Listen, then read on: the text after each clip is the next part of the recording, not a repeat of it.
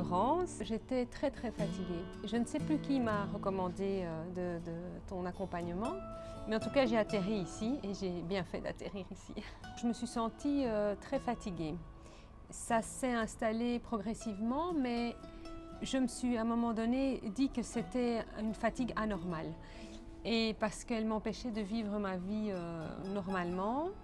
J'avais un travail temps plein, j'avais 2 enfants encore jeunes, mais je sentais bien que je n'arrivais plus à gérer tout ça comme tout le monde en fait. Et puis je me sentais aussi fort en fait isolée là-dedans, parce que c'était quelque chose de difficile à avouer, parce que en fait il n'y a rien qui ne va pas, mais quand même ça empêche d'être joyeux.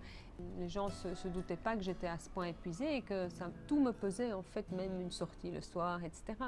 Et puis par rapport à mes enfants aussi, c'était pas très chouette pour eux. J'imagine, je n'arrêtais pas de dire, de dire je suis fatiguée. C'est pas un bon exemple, c'est pas chouette pour eux.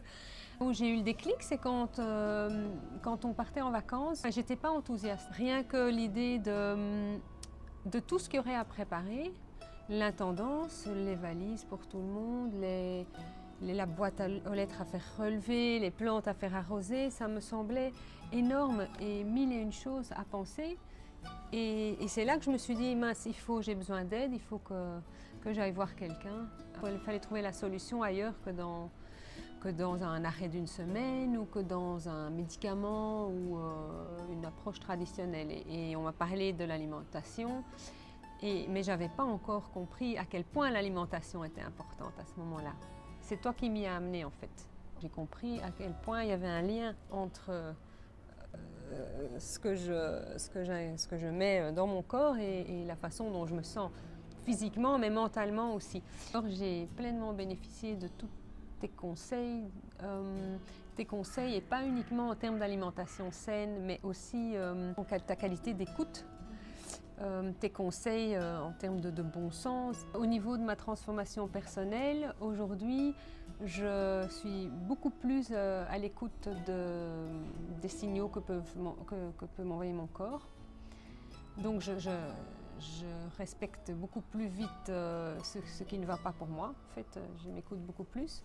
J'ai repris confiance en moi. Tu m'as fait comprendre qu'il fallait que je sois à l'écoute de mon corps et de mon esprit. Et que je tienne moins compte du qu'en dira-t-on, de ce que pensent les autres en fait.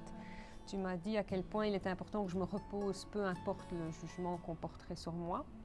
Donc tu m'as simplifié beaucoup les choses parce que tu m'as fait comprendre qu'il fallait que je pense à moi d'abord et à mettre en place les choses qui étaient importantes pour moi.